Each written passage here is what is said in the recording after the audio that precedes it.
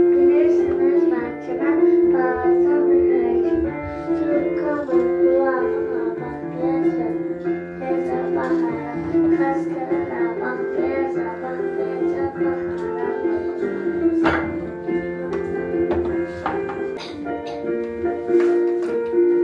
bana cevaplar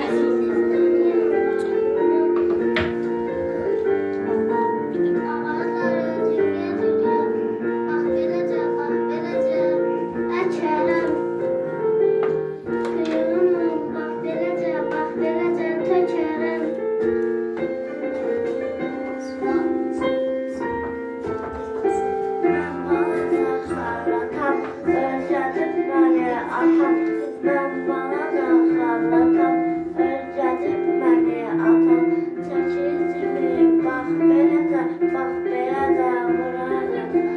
Tahtaları bak belede, bak belede vurarım.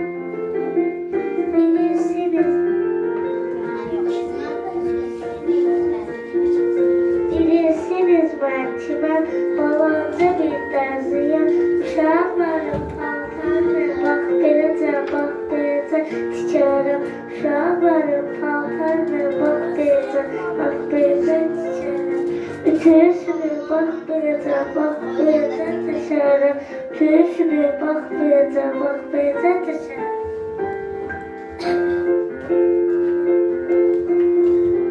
Bilirsiniz bahçem, havada biz neftiyem, kara nefti.